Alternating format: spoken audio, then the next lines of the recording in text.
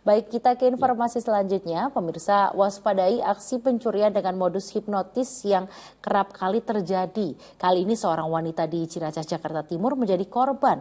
Modusnya, kedua pelaku yang diduga suami istri itu berpura-pura menanyakan alamat. Akibat kejadian tersebut, korban kehilangan sejumlah perhiasan yang dikenakannya. Rekaman kamera CCTV ini memperlihatkan dua pelaku yang diduga sepasang suami istri menggunakan sepeda motor di Jalan Tarunajaya, Permai 2, Ciracas, Jakarta Timur. Sang wanita yang masuk ke rumah warga berpura-pura menanyakan alamat sebelum akhirnya menyasar rumah warga untuk mencari korban. Alhasil seorang warga bernama Tati Rohayati menjadi korban. Dari keterangan wanita berusia 50 tahun itu, pelaku wanita berusaha memaksa masuk rumah untuk menanyakan alamat. Tanpa disadari, pelaku yang melancarkan aksi hipnotisnya berhasil memperdaya korban.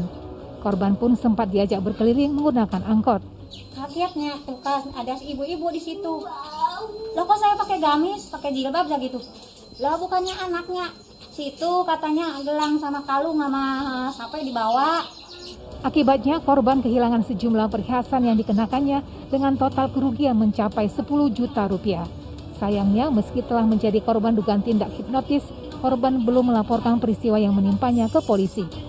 Sejauh ini korban baru melapor ke pengurus RT dan RW setempat. Muhammad Subadri Arifki melaporkan dari Jakarta. Ya, aksi hipnotis atau memperdaya orang lain dengan cara tertentu atau bahkan dengan bantuan makhluk gaib memang semakin sering nih ditemuin, dan semoga kita selalu dalam lindungan Allah Subhanahu wa taala. Amin amin. Nah, Ustaz, yang saya mau tanyakan nih ke Ustaz, adakah cara untuk menghindari atau bahkan menangkal hipnotis? Apakah kita nggak boleh kosong gitu Ustaz? Kosong dalam artian kita harus sering berzikir atau gimana nih Ustaz?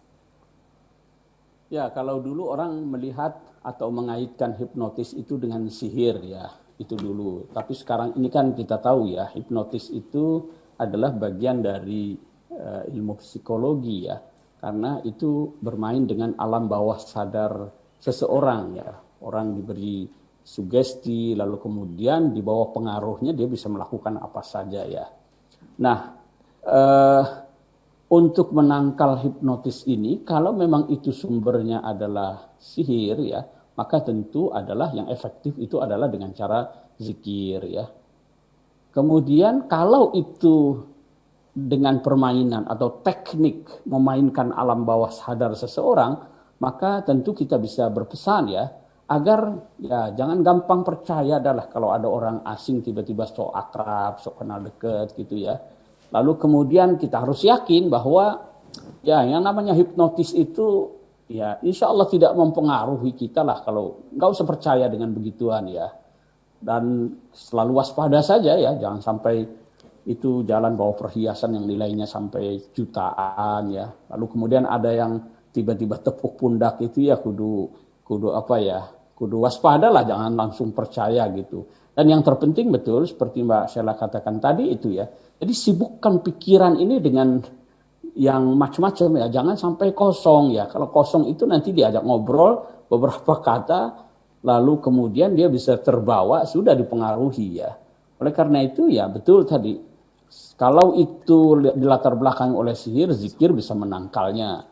Dan kalau itu murni karena pikiran kosong ya, saya kira ya mari kita isilah waktu-waktu kita ini dengan memperbanyak zikir ya kepada Allah Subhanahu wa taala, membaca Al-Qur'an. Saya kira itu bagus agar pikiran kita ini tidak kosong sehingga tidak dimanfaatkan oleh orang-orang yang tidak bertanggung jawab itu. Ya, Ustaz, ini kan ada juga nih yang sering mengatakan kalau bisa selain zikir kita, kalau memang kita hafal ayat kursi, kita bisa baca ayat kursi itu terus-menerus. Jadi katanya kalau memang kita sering baca ayat kursi, jadi ketika ada yang mau berbuat jahat ke kita, kita tuh kayak diberikan pagar. Itu gimana? Benar atau enggak, Ustaz? Betul, ada beberapa bacaan atau wirid yang dipandang sebagai benteng ya, yang bisa membentengi kita ini.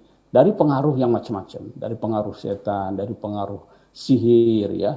Di antaranya misalnya al-mu'awwidzatain ya, qul a'udzu birabbil falaq, qul a'udzu birabbin nas.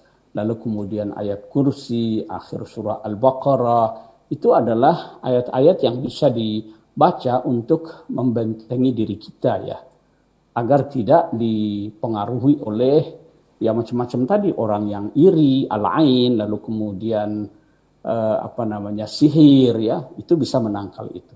Di samping kita juga bisa terus memanfaatkan waktu kita, pikiran kita, hati kita dengan mendekatkan diri kepada Allah Subhanahu wa taala.